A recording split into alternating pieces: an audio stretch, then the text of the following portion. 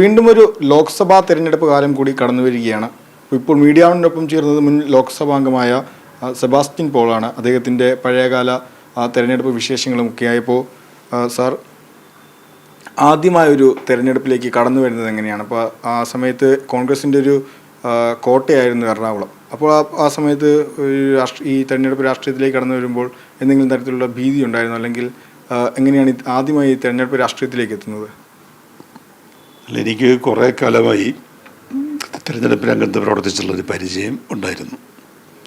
അത് ജയിക്കുന്ന സ്ഥാനാർത്ഥിക്കോ പാർട്ടിക്കോ വേണ്ടിയൊന്നും ആയിരുന്നില്ല. മിക്കവാറും ഏതെങ്കിലും ഒരു സ്വതന്ത്ര സ്ഥാനാർത്ഥിക്ക് വേണ്ടിയായിരുന്നു എൻ്റെ പ്രവർത്തനം.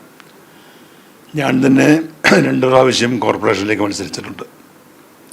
ആദ്യത്തെ പ്രാവശ്യം തനി സ്വതന്ത്രനായും, 2ാം പ്രാവശ്യം LDFിൽപ്പെട്ട ജനതാ പാർട്ടി സ്ഥാനാർത്ഥിയായിട്ടും ജനതാദൾ സ്ഥാനാർത്ഥിയായിട്ടും.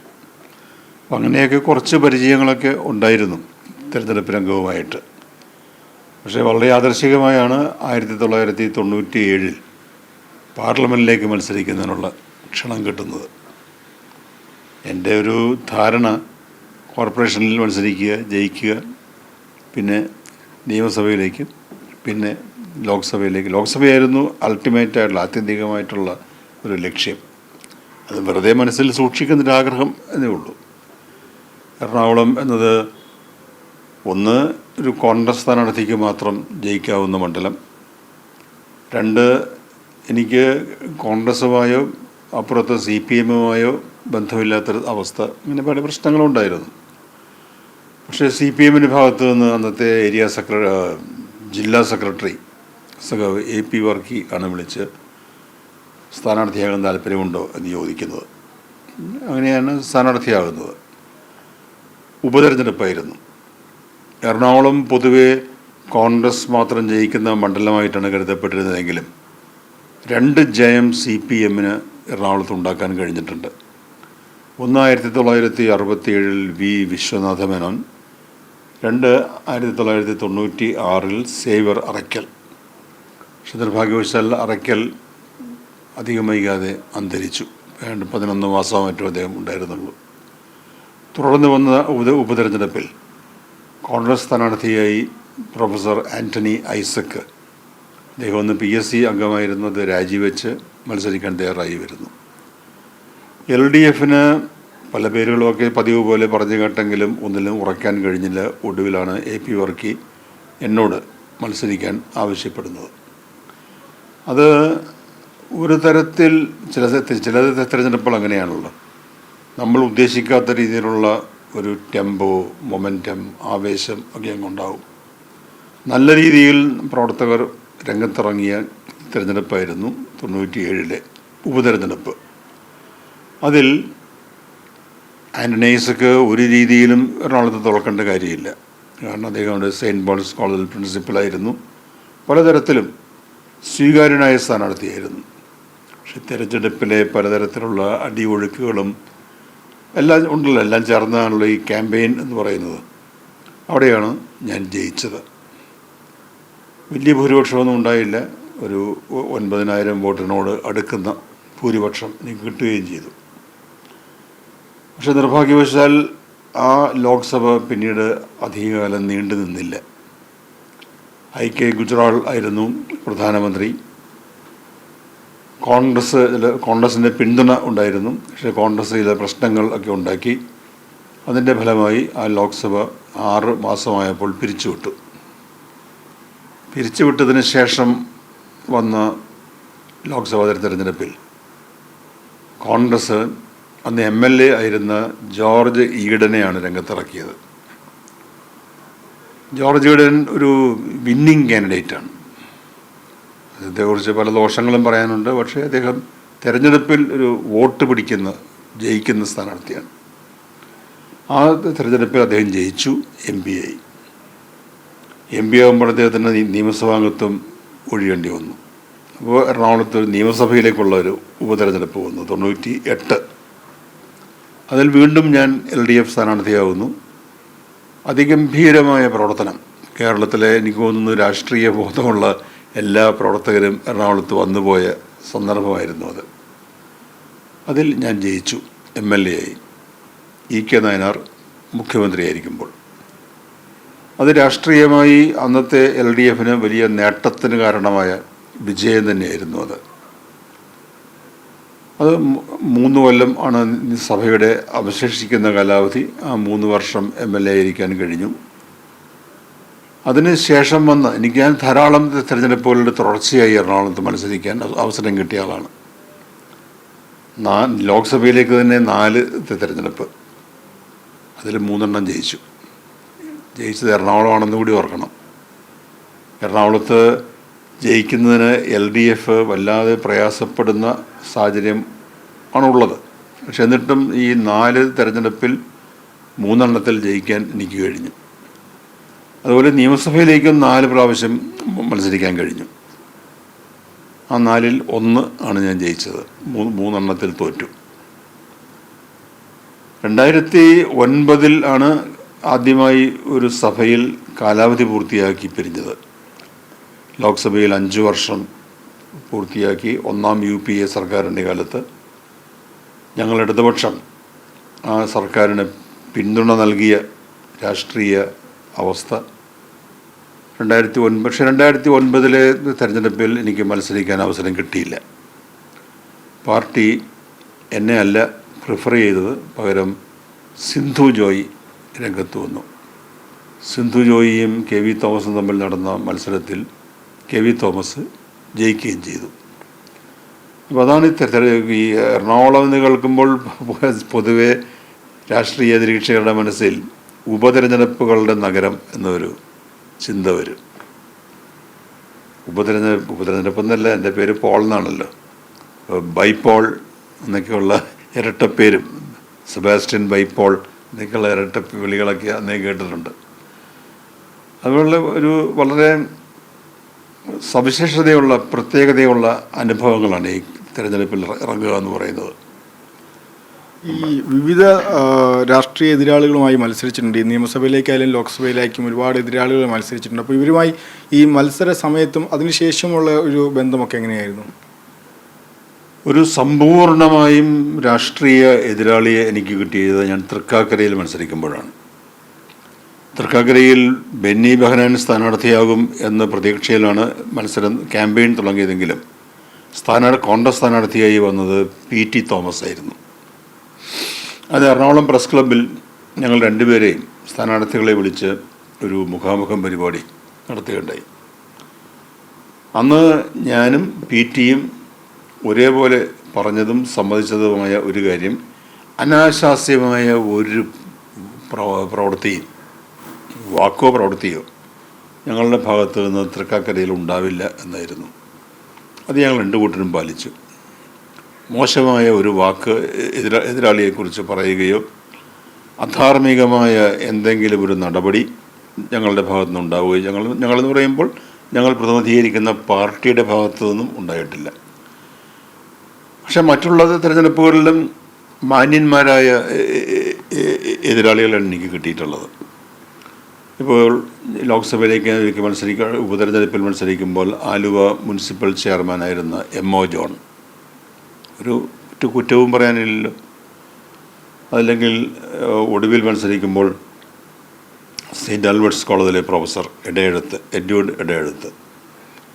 അങ്ങനെ ഏത് തെരഞ്ഞെടുപ്പിലും ഒരിക്കൽ ഹൈബി ഈഡന് എതിരായി തന്നെ മത്സരിക്കേണ്ടി വന്നു, വേറൊരിക്കൽ KV തോമസിനെതിരെ മത്സരിക്കേണ്ടി വന്നു. അതുകൊണ്ട് എറണാകുളത്ത് വലിയ വാശിയിൽ ഉള്ള ക്യാമ്പയിൻ നടക്കുമ്പോഴും നമുക്ക് നിയന്ത്രിക്കാൻ കഴിയാത്ത രീതിയിൽ കേരളത്തിൻ്റെ എല്ലാ ഭാഗങ്ങളിൽ നിന്നുള്ള സഖാക്കൾ ഇവിടെ പ്രവർത്തിക്കാൻ വരുമ്പോഴും മോശമായതൊന്നും ഇവിടെ സംഭവിച്ചിട്ടില്ല. വളരെ അന്തസ്സോടെ ക്യാമ്പയിൻ നടത്തിക്കൊണ്ടു പോകാൻ ഞങ്ങൾക്ക് കഴിഞ്ഞിട്ടുണ്ട്. അതൊരു മാതൃകാപരമായ രീതിയാണ് എന്നെനിക്ക് തോന്നുന്നുണ്ട്.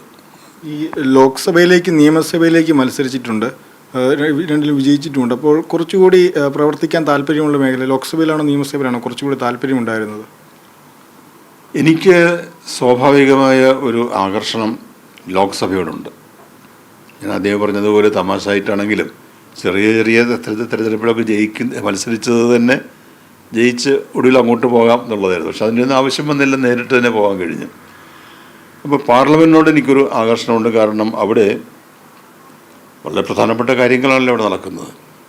അവിടെ പോയി എറണാകുളം മണ്ഡലത്തിൻ്റെ കാര്യം പറയുക എന്നുള്ള ഉദ്ദേശം മാത്രമായിരുന്നില്ല എനിക്കുള്ളത്. രാജ്യത്തെ ബാധിക്കുന്ന കാര്യങ്ങൾ, അവിടെയൊക്കെയുള്ള ഇടപെടലിനുള്ള സാധ്യത, അത് കുറേയൊക്കെ എനിക്ക് അവസരം കിട്ടിയിട്ടുണ്ട്. കുറേയേറെ കാര്യങ്ങളിൽ ഇടപെട്ടിട്ടുണ്ട്, കുറേയേറെ കാര്യങ്ങൾ സംസാരിച്ചിട്ടുണ്ട്, അതിൻ്റെ നിലപാടുകൾ വ്യക്തമാക്കിയിട്ടുണ്ട്. ചില കമ്മിറ്റികളിലൊക്കെ എനിക്ക് ചില വിയോജനക്കുറിപ്പുകളൊക്കെ എഴുതേണ്ടി വന്നിട്ടുണ്ട്. വളരെ സജീവമായ ഒന്നായിരുന്നു എൻ്റെ ലോക്സഭാ ജീവിതം. പക്ഷേ പലർക്കും താല്പര്യം നിയമസഭയുടെ ആയിരിക്കും. കാരണം അവർക്ക് ലോക്കൽ പൊളിറ്റിക്സ് വിട്ടുപോകാതിരിക്കുന്നതിന് വേണ്ടിയുള്ള താല്പര്യത്തിൻ്റെ പേരിൽ നിയമസഭ പ്രിഫർ ചെയ്യുന്നവരുണ്ട്. പിന്നെ നിയമസഭയിലാണെങ്കിൽ ഒരു രാഷ്ട്രീയ പ്രവർത്തനം സംബന്ധിച്ച് മന്ത്രിയാകുന്നതിനുള്ള സാധ്യതകൾ അങ്ങനെ പലതുമുണ്ട്. എനിക്കിതൊന്നും ഇല്ലാത്തതുകൊണ്ട് ഇവിടെ അടിത്തറ നഷ്ടപ്പെടുമെന്നുള്ള ഭീതി വേണ്ട, മന്ത്രിയാകുമെന്നുള്ള ആഗ്രഹവും വേണ്ട. അതുകൊണ്ട് ഞാൻ എൻജോയ് ചെയ്തത് ലോക്സഭയാണ്. പക്ഷേ എൻജോയ് ചെയ്തതെന്ന് പറഞ്ഞാൽ ഞാൻ 3 തെരഞ്ഞെടുപ്പിൽ ജയിച്ചു എന്ന് പറയുമ്പോഴും 6 വർഷം മാത്രമാണ് എനിക്ക് പാർലമെൻറ്റിൽ ഇരിക്കാൻ കഴിഞ്ഞത്. ആ 6 വർഷം ഞാൻ എൻജോയ് ചെയ്തു. എൻജോയ്മെൻ്റ് എന്ന് ഞാൻ ഉദ്ദേശിച്ചത് ഒരു തരത്തിലുള്ള സർഗാത്മകമായ എൻജോയ്മെൻറ്റ്. ഒരു പാർലമെൻറ്റ് അംഗം എങ്ങനെയായിരിക്കണമോ അങ്ങനെ പ്രവർത്തിച്ചിട്ടുണ്ട്. ഒരു നല്ല കാലമായിരുന്നു അത്. ഈ അച്ഛനും മകനുമെതിരെ മത്സരിക്കാവുന്ന ഒരു സവിശേഷത അല്ലെങ്കിൽ അങ്ങനെ ഒരു നേട്ടം താങ്കൾക്കുണ്ടായിട്ടുണ്ട്. അപ്പം ആ ഒരു കാലഘട്ടത്തിൽ എങ്ങനെ, ഒപ്പം തന്നെ ഈ തെരഞ്ഞെടുപ്പ് രാഷ്ട്രീയ പ്രവർത്തനങ്ങൾ, ഈ തെരഞ്ഞെടുപ്പ് കാലങ്ങളിൽ താങ്കൾക്കുണ്ടായ ഒരു മറക്കാനാവാത്ത അനുഭവം അല്ലെങ്കിൽ ഉൾക്കൊള്ളാനാവാത്ത അനുഭവങ്ങൾ അങ്ങനെ എന്തെങ്കിലും ഉണ്ടായിട്ടുണ്ടോ? അച്ഛനും മകനും എതിരെ മത്സരിച്ചു എന്ന് മാത്രമല്ല, രണ്ടുപേരാലും തോൽപ്പിക്കപ്പെടുന്നതിനുള്ള അവസരവും ഉണ്ടായി. ആദ്യം ലോക്സഭയിലേക്ക് നടന്ന തെരഞ്ഞെടുപ്പിൽ ജോർജ് ഈഡൻ എന്നെ പരാജയപ്പെടുത്തി. പിന്നീട് നിയമസഭയിലേക്ക് നടന്ന തെരഞ്ഞെടുപ്പിൽ ഹൈബി ഈഡനും എന്നെ പരാജയപ്പെടുത്തി. പ്രമുഖരായ ചിലരൊക്കെ എന്നെ അങ്ങനെ പരാജയപ്പെടുത്തി. ഞാൻ കോർപ്പറേഷനിലേക്ക് മത്സരിച്ചപ്പോൾ എന്നെ പരാജയപ്പെടുത്തിയ ആളായിരുന്നു ഡൊമിനിക് പ്രസൻറ്റേഷൻ. അങ്ങനെയുള്ള പലരുമായിട്ടും ഏറ്റുമുട്ടേണ്ടി വന്നിട്ടുണ്ട്. അതൊക്കെ നല്ല അനുഭവങ്ങളാണ്. അതല്ല കാരണം ഒരു മാന്യനായ എതിരാളിയുമായി ഏറ്റുമുട്ടുമ്പോൾ നമുക്കുണ്ടാകുന്ന ഒരു സന്തോഷം, ഒരു വലിയ കാര്യമാണത്. കാരണം അവരെന്നെ ഒരിക്കലും ചീത്ത പറയുന്നില്ല, ഞാൻ അങ്ങോട്ടും പറയേണ്ടി വരുന്നില്ല. നല്ല കാര്യങ്ങളൊക്കെ. കള്ളവോട്ട് ചെയ്തു എന്നൊക്കെയുള്ള ആക്ഷേപങ്ങളൊക്കെ അതൊക്കെ പതിവായിട്ട് കേൾക്കുന്നതാണല്ലോ. ജയിച്ചു കഴിയുമ്പോൾ എറണാകുളത്ത് ഒരു CPM സ്ഥാനാർത്ഥി എങ്ങനെ ജയിച്ചു എന്ന് മനസ്സിലാക്കാൻ കഴിയാതെ വരുമ്പോൾ, അത് എതിരാളിയല്ല പറഞ്ഞിട്ടുള്ളത്, പൊതുവെ ചിലരൊക്കെ പറയാറുണ്ടെന്നേ ഉള്ളൂ. പക്ഷേ അനുഭവങ്ങൾ എന്ന് പറഞ്ഞാൽ ഈ ഇലക്ഷൻ ക്യാമ്പയിൻ പൊതുവെ നല്ല അനുഭവമാണ്. എന്നെ സംബന്ധിച്ച് ചില അവിസ്മരണീയമായ അനുഭവങ്ങൾ സ്വാഭാവികമായി ഉണ്ടായത്, ഒന്ന് 2003 നടന്ന ലോക്സഭ ഉപതെരഞ്ഞെടുപ്പിൽ പൊടുന്നനെ അപ്രതീക്ഷിതമായി എനിക്കൊരു പിന്തുണ കിട്ടുന്നു. അത് മറ്റാരിൽ നിന്നുമല്ല, കെ കരുണാകരൻ. അതിനു മുമ്പ് ഞാൻ കണ്ടിട്ടില്ല, ഞങ്ങൾ തമ്മിൽ പരിചയമില്ല, ഒന്നുമില്ല. പക്ഷെ അന്നത്തെ രാഷ്ട്രീയ സാഹചര്യമൊക്കെ പെട്ടെന്ന് മാറി. കരുണാകരന് കോൺഗ്രസ് സ്ഥാനാർത്ഥി തോൽക്കേണ്ടത് ആവശ്യമാണ് എന്ന് വന്നു. അദ്ദേഹം തന്നെ ഒരു വലിയ പ്രശസ്തമായ ഒരു കണ്ണുചിമ്മലുണ്ട്. കാരണം എൻ്റെ ചിഹ്നം TV ആയിരുന്നു, ടെലിവിഷൻ. തെരഞ്ഞെടുപ്പിന് 2 ദിവസം മുമ്പ് ഈ TV ക്യാമറകളോട് ഇങ്ങനെ കണ്ണുനിരന്ന് നിൽക്കാൻ കരുണാകരനോട് ചോദ്യങ്ങൾ, ഇലക്ഷനുമായി ബന്ധപ്പെട്ട്. ആ ചോദ്യങ്ങളുടെ അവസാനം ഒരു ചോദ്യം വന്നു, അങ്ങയുടെ വോട്ട് ആർക്ക്? അതിന് മറുപടി, നിങ്ങളൊക്കെ TV-ക്കാരല്ലേ, TV ആണ് ജയിക്കേണ്ടത്, TV ആണ് നമ്മൾ പിന്തുണയ്ക്കേണ്ടത് എന്ന മെസ്സേജ് പല രൂപത്തിൽ അദ്ദേഹം നൽകി. അത് തെരഞ്ഞെടുപ്പിൽ ഞാൻ ജയിക്കുകയും ചെയ്തു. പക്ഷേ അതിൻ്റെ തൊട്ടടുത്ത വർഷം 2004 അന്ന് നടന്ന തെരഞ്ഞെടുപ്പിൽ കരുണാകരൻ എനിക്കെതിരായിരുന്നു. കരുണാകരൻ്റെ സ്വന്തം സ്ഥാനാർത്ഥിയായിരുന്നു പ്രൊഫസർ എഡ്വേർഡ് എടയെടുത്ത്. പക്ഷേ ആ തെരഞ്ഞെടുപ്പിൽ ഞാൻ വമ്പിച്ച ഭൂരിപക്ഷത്തോടെ ജയിച്ചു. കരുണാകരൻ്റെ പിന്തുണയുള്ളപ്പോൾ 23,000 വോട്ടായിരുന്നു. ആ പിന്തുണ ഇല്ലാതെ മത്സരിച്ചപ്പോൾ 70,000 വോട്ടിൻ്റെ ഭൂരിപക്ഷം വന്നു. അന്ന് അതോ ഒക്കെ ഒരു ചില തമാശകളൊക്കെ. ഈ മാറാട് സംഭവത്തിൻ്റെ പശ്ചാത്തലത്തിലായിരുന്നു അന്ന് നടന്ന തെരഞ്ഞെടുപ്പ്. അപ്പോൾ ഈ എറണാകുളം ലോക്സഭാ മണ്ഡലത്തിൽ മുസ്ലിം വോട്ട് എന്ന് പറഞ്ഞാൽ ഒന്നുകിൽ ലീഗ് അല്ലെങ്കിൽ കോൺഗ്രസ്, ഇടതുപക്ഷത്തിന് പ്രതീക്ഷിക്കാവുന്ന വോട്ട് ആയിരുന്നില്ല. പക്ഷേ ഈ മാറാട് സംഭവത്തിൻ്റെ പശ്ചാത്തലത്തിൽ വാർത്തകൾ വന്നുകൊണ്ടിരിക്കുന്നു. മുസ്ലിം സമുദായത്തിൽ വളരെ പ്രകടമായ മാറ്റം എനിക്ക് കാണാം. പ്രചരണ വാഹനത്തിൽ പോകുമ്പോൾ എനിക്ക് കണ്ണുകൊണ്ട് കാണാം. വഴിനീളെ സ്ത്രീകൾ, പ്രായമായവരും അല്ലാത്തവരുമായ മുസ്ലിം സ്ത്രീകൾ അവർ മാലയുമായി കാത്തു നിൽക്കുന്നു.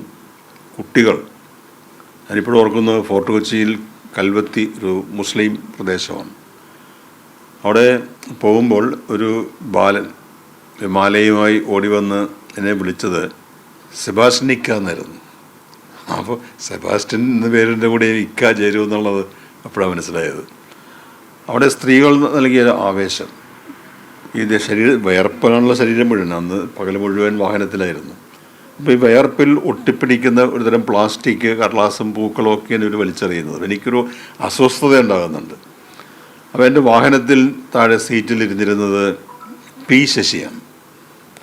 അപ്പോൾ ശശി എന്നോട് പറഞ്ഞു, സഖാവേ അസ്വസ്ഥനാകരുത്, നമ്മൾ ജയിക്കാൻ പോവുകയാണെന്ന് പറഞ്ഞു. നമ്മൾ ജയിക്കാൻ പോവുകയാണ് എന്ന് വളരെ പരിണതപ്പെട്ടനായ ശശി പറഞ്ഞത്, അത് നമുക്കത് കൺമുന്നിൽ കാണാം. ജയം നമ്മെ തേടി വരുന്നു എന്നുള്ളത്. അതിൽ മാറാട് വഹിച്ച പങ്ക് വളരെ വലുതായിരുന്നു.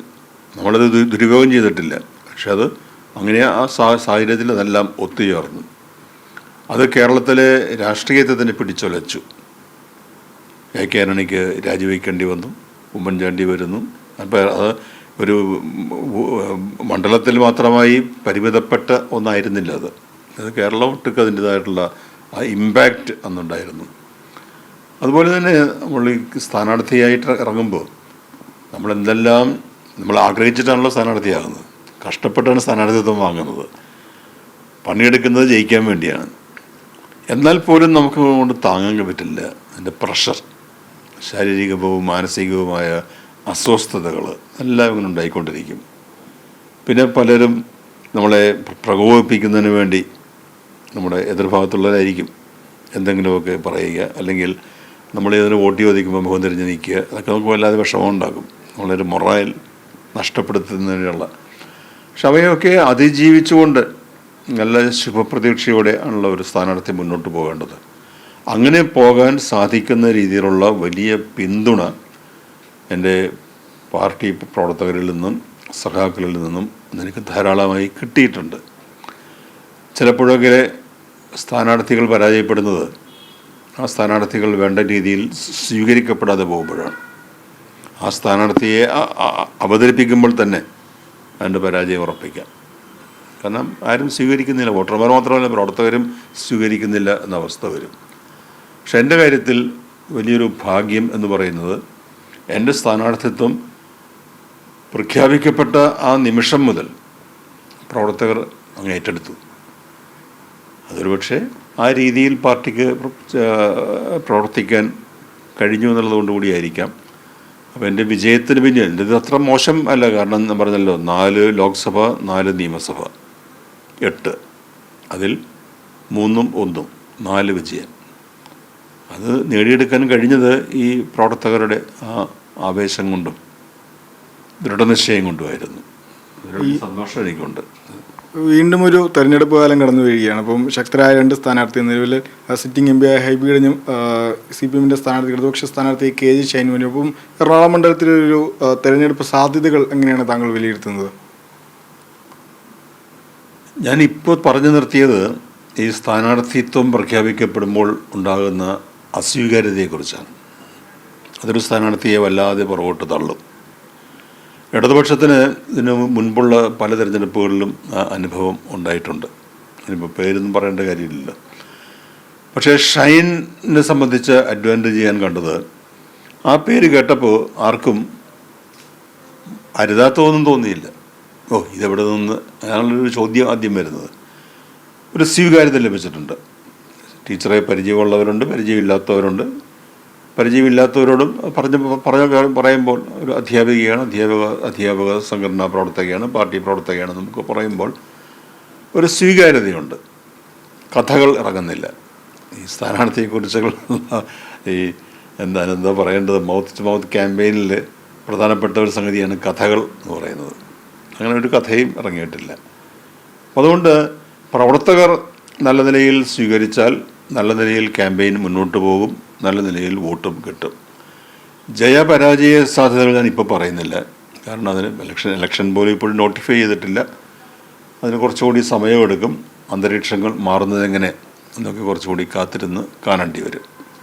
ഏതായാലും നന്ദി ശ്രീ സെബാസ്റ്റ്യൻ പോൾ, മീഡിയ വണ്ണിനൊപ്പം ചേർന്ന് തങ്ങളുടെ തെരഞ്ഞെടുപ്പ് കാലത്തെ വിശേഷങ്ങളും ഓർമ്മകളുമായി. ഏതായാലും ലേഷ് കാഞ്ഞിക്കാവിനൊപ്പം നിതിൻ സേവ്യർ, മീഡിയ വൺ, കൊച്ചി.